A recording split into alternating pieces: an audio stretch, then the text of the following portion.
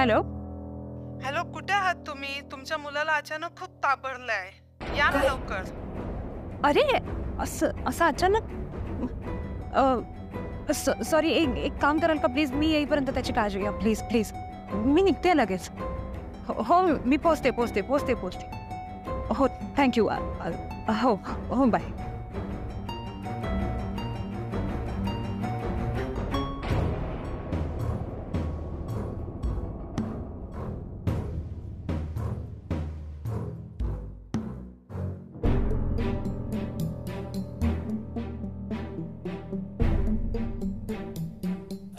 Ma'am sorry मला जरा निघावं लागतंय. पुन्हा एकदा happy anniversary. Thank you so much. Thank you. मी येते. बाय.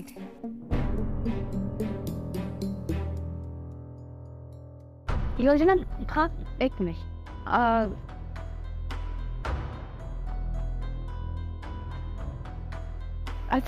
अचानक का निघते?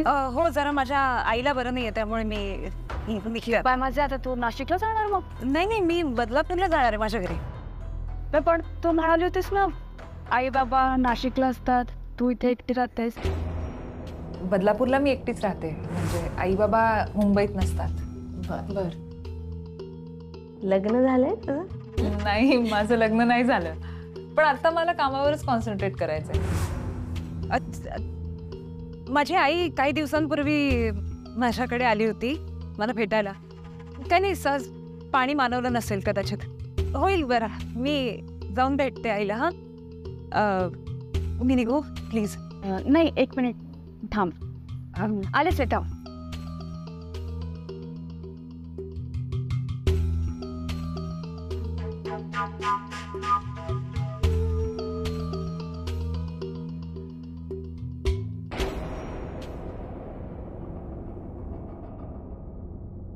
योजना केक. अरे नको, कशाला? अगं आईंसाठी घेऊन जा. थँक्यू. हो तुम्ही? हो येते. Bye bye bye. काळजी घे.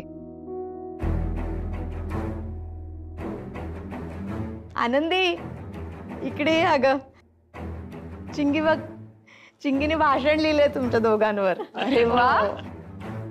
आणि म्हणे मला बोलायचंय सगळ्यांसमोर. पाठ केलंय. नीट बोला बाळा. हा तुम्ही दोघं बसा बसा बसा. आता रेवा कर्णिक तुमच्या समोर भाषण करणार आहे. चला चिंगुडी.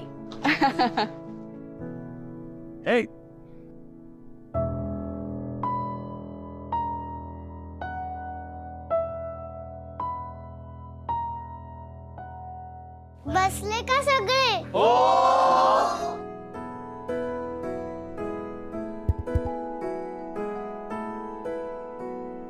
माझे आई बाबा वर्ल्ड मधले बेस्ट आई बाबा आहेत. रमाईला मी खूप मिस करायचे. ती देवबाप्पाकडे गेल्यावर बाबाच माझ्यासाठी सगळं काही करायचं.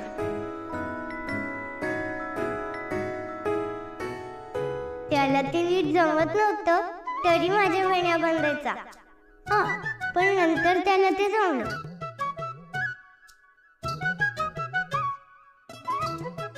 पण रमाई बांधायची ना तसं कधीच जमलं नाही. बाबाच माझी स्कूल बॅग भरायचा आणि नंतर मला स्कूलमध्ये सोडायचा. त्याची खूप घाई व्हायची, त्याचा खूप गोंधळ उडायचा. मग आनंदी आई आली. मला नाही आवडलं. मी तिला ना आधी आई म्हणालच नाही. पण मग ती आली आणि तिने सगळा गुंता सोडवला. ती माझ्या मस्त मस्त वेण्या बांधून देते. हे जे केस बांधलेत ना माझे, ते माझ्या आईनेच बांधलेत. पण तिला माहितीच नव्हतं की तिला इकडे यायचंय.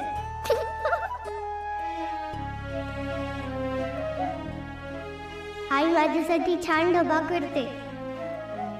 कधी कधी मी भाजी नाही खाल्ली तर ओरडते. पण मी चुकले की मला समजवते. तुम्हाला माहितीये का तिने माझ्यासाठी छान गणपती बाप्पा केला होता.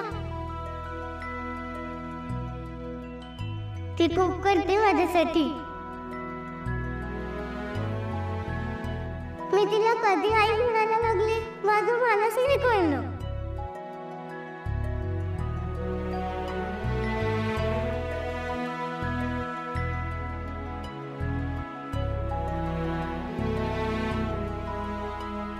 पण आई एक सांगू, मी रमाईला विसरली नसली ना तरी तूच माझी आई आहेस. आई,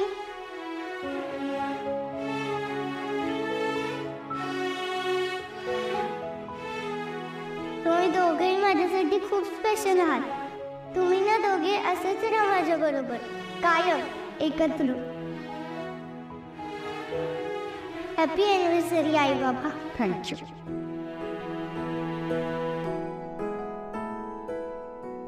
बाळा खूप छान लिहिलंयस.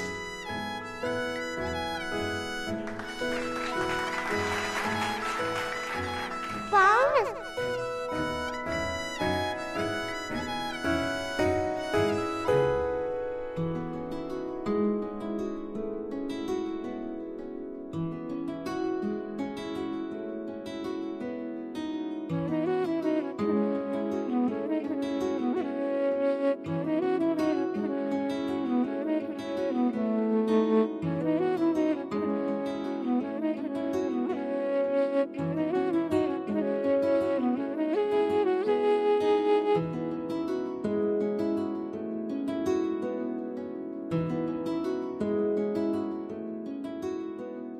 आनंदी, तू पहिली असशील जे फुटवेअर न घालता असा डान्स करते.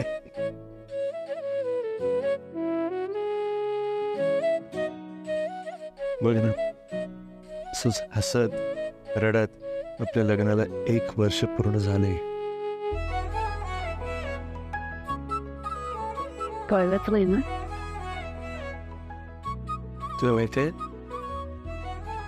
खरं तर फक्त आपल्या चिंगीला आई मिळावी म्हणून मी तिच्याशी लग्न केलं होतं. पण आता मात्र माझ्या आयुष्यातला खूप महत्वाचा भाग झाली असतो. एक सांग, मला रमाताईंची जागा कधीच नव्हती घ्यायची. तुमच्या आयुष्यातलं रमाताईंचं स्थान, त्यांची जागा कायम टिकावी असाच प्रयत्न करत होते. पण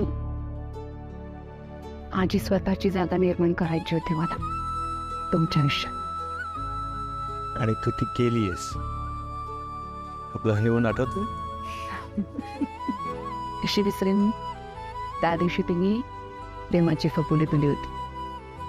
तो दिवस कधीच मी विसरण. प्रेमाची कबुली दिली खरी, पण तेव्हा मनात असं बरंच काही येत होतं की त्या क्षणी तू कशी रिॲक्ट होशील, तुझ्या चेहऱ्यावरचे हावभाव कसे असतील. बघ ना, वाटलंही नव्हतं की आज हा दिवस आपण अशा पद्धतीने साजरा करू. संपूर्ण वर्षभरात काय काय घडून गेलेलं आहे.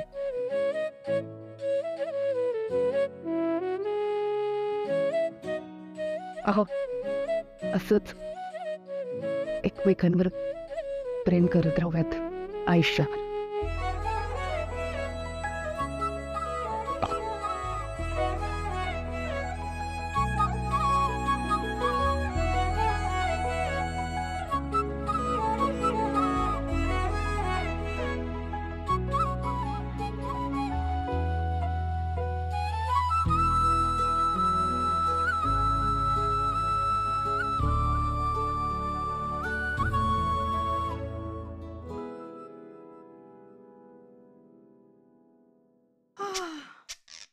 अय बाई, दमले मी.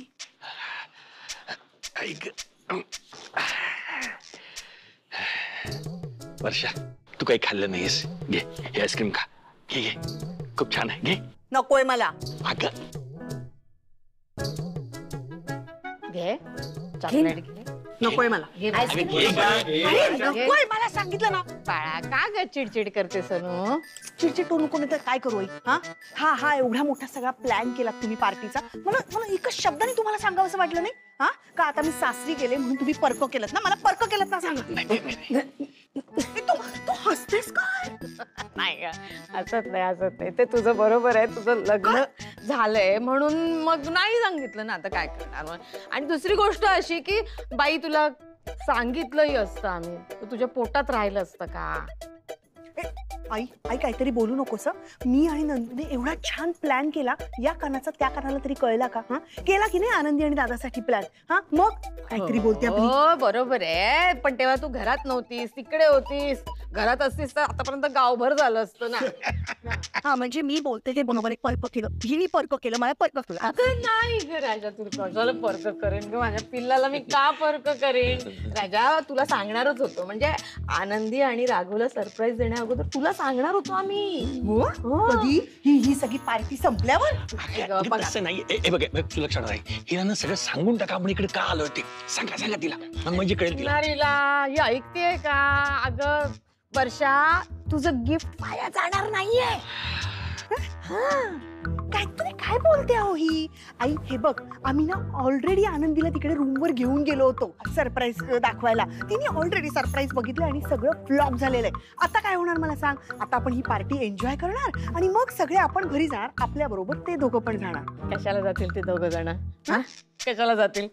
त्यांना एकांत द्यायचंच आहे ना आपल्याला. आणि एकांत बरोबर आणखी एक गोष्ट द्यायची त्यांना.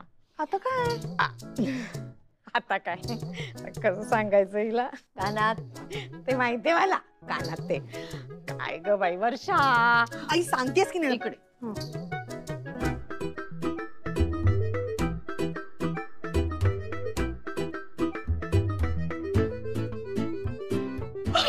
खरं? म्हणजे खरंच तसं काही आहे? तसं काही नाहीये, पण होण्याची शक्यता आहे ना. आहे की नाही? हो. आई थांब, मी आले. थांबते. हो चला ना, चला तुम्ही, मी सांगते तुम्हाला. चला. ठरल्याप्रमाणे सगळं झालंय ना.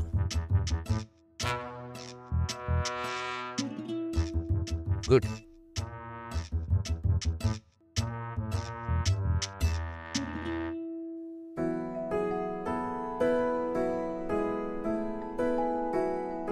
चिंगे, काय आहे? कितवा आईस्क्रीम आहे? कधीपासून बघतोय मी? अरे बाबा, माझा दुसराच आईस्क्रीम आहे. खोटं बोलते काका, हे तिचं 7वं आईस्क्रीम आहे. बापरे, 7वं? चल पुढे आता, ह्याच्या पुढे एक सुद्धा आईस्क्रीम खायचं नसतो. महिनाभर आईस्क्रीम खायचं नसतो. बस आता. नाही खाणार मी आईस्क्रीम, तसं पण माझं पोट भरलं. माझा चेहरा बघा तिचा कसा झाला. अहो खाऊ द्या ना आजच्या दिवस. चिंगी बाळा खा, पण घरी गेलो ना की मी गरम पाणी देणार, ते प्यायचं, म्हणजे त्रास नाही होणार तुला. ठीक आहे? मला तसं पण त्रास नाही होणार. मी आईस्क्रीम गरम करूनच खाते. गरम करून खाते? ऐक उत्तर. श्री, बघितलं का चिंगी स्वतःची किती काळजी घेते. आनंदी जरा ये ना. दादा इकडे येता का? ये. काही प्रॉब्लेम झालाय का? नाही काही नाही. लहान मुलांसमोर बोलता नाही येणार ना काही. काय झालं? नंदू ते काय? हे घे, जा तुम्ही. नाही अहो नंदू दादा, वर्षाताई, प्लॅन चांगला होता, पण आता आपण सगळ्यांनी एकत्र घरी जायचं. नंदू दादा हे घ्या. वर्षा. आनंदी, अगं ह्या सगळ्या म्हाताऱ्यांची ना काळजी करू नकोस, त्याच्याकडे मी बघीन. तू जा आणि दादाला घेऊन जा. एक मिनिट, हे काय आहे? मला कळलं नाही. तुम्ही कशाबद्दल बोलताय? कसलं कार्ड? अहो मी सांगते. नंदू दादा आणि वर्षाताईंनी ना एक सरप्राईज प्लॅन केला होता आपल्यासाठी वेगळा. हॉटेलमध्ये एक रूम बुक केली होती त्यांनी. ते वर्षाचं म्हणणं होतं की तिला आहे ना, म्हणजे तुम्हाला दोघांना आहे ना क्वालिटी टाइम स्पेंड करता येत नव्हता ना, म्हणून तिने हे सरप्राईज प्लॅन केलं होतं. वर्षा देन. आनंदी अगं अशी काय करतेस? जा ना तुम्ही जा दोघं जण. हो आता छान दिवस साजरा केला की नाही आपण, एकत्र जाऊयात ना आता घरी. आता वेगळं सरप्राईज वगैरे काही नको. नंदू दादा हे घ्या, घरी जाऊयात चला आता आपण. वर्षा. आनंदी मी सांगते ना, नाही तू जा. अरे दादा सांग ना. तुम्ही समजून सांगा बरं. हे घ्या. अच्छा, मला आधी असं वाटलं होतं की हॉटेल म्हणजे फक्त डिनर प्लॅन केला असेल तुम्ही, पण तुमच्या डोक्यात जी काय आयडिया आहे ठीक आहे, कळलं. ठीक आहे आनंदी, जाऊया आपण, चल.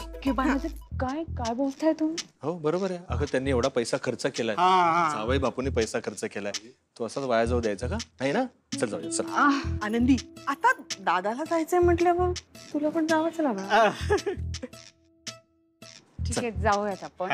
पण ऐका ना, ही बाकी मंडळी घरी कशी जाणार? त्यांची काहीतरी सोय करावी लागेल ना. आबा पण आहेत.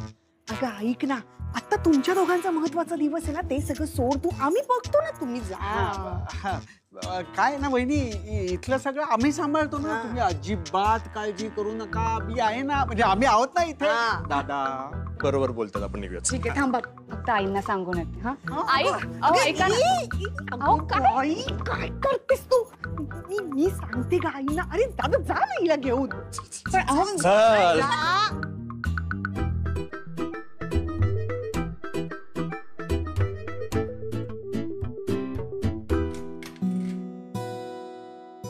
इथे इथे इथे इथे माझ्या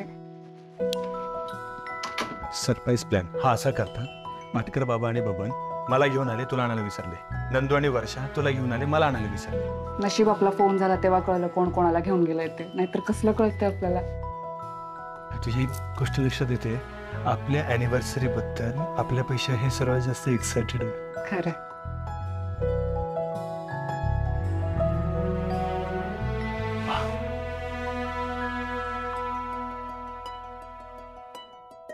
हे काय?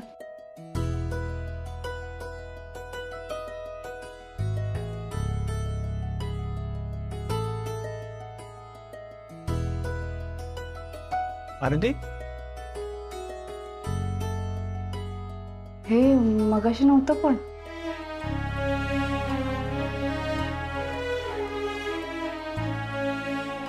भलत्याच रूम मध्ये आलो की काय? नाही, हेच रूम आहे. हीच रूम होती. मगाशी बाळांचे फोटोज नव्हते. पण मग हे ह्या लोकांनी केलं असेल तर हे आपल्याला काही सांगू पाहतात का? तुम्ही कामात इतके बिझी आहात की तुमच्या लक्षात नाही आलं, आणि घरच्यांच्या लक्षात आलं. काय?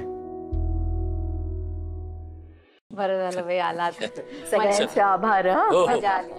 धन्यवाद. नीट जा. शिंगे,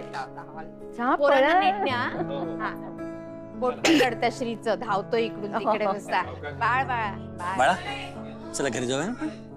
आजोबा, आपण थांबूयात का थोडा वेळ? अगं घरी जाऊन आराम करूया ना आपण. तुला काही होतंय का? नाही, काही नाही, मला कंटाळा येतोय. अगं म्हणूनच म्हणतोय आपण घरी जाऊया. आपण थांबूयात का थोडा वेळ? शिंगे, दमल्यासारखी वाटतेस तू. बाई, काही होतंय का तुला? बरं वाटत नाही का तुला? बाबा सांगत होता ना चिंगे तुला, आईस्क्रीम खाऊ नको खाऊ नको, तर काढलंच ना आजार. पण सुलक्षणाताई, आबा परत ही मुलगी ना अशीच करते, ऐकतच नाही. तिला बरं वाटत नाहीये. नका ना ओढू तिला. आपण पुरीला घरी घेऊन जाऊया. आपण पुरीला घरी घेऊन जाऊया. घरी गेल्यावर बघू काय होतंय का तिला ते. बरोबर, चल. आपण दोघे थांबूया. चला या. बघ आता आजोबांना कडेवर घ्यावं लागलं ना. आजोबांचा हात नाही का दुखणार? आपण जाऊया, डॉक्टरांकडे जाऊया. आपण आजार पण काढलं.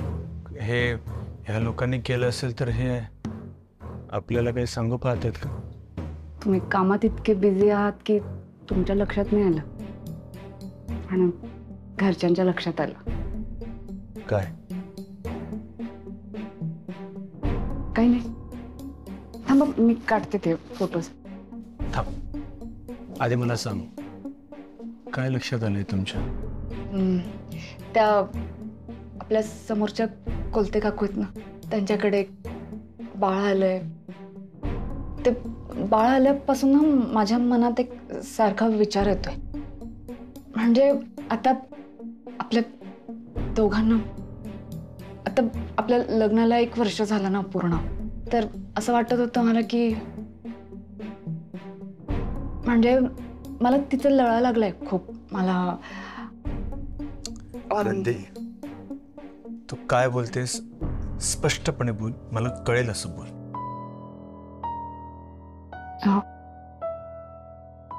मला आई व्हायचंय.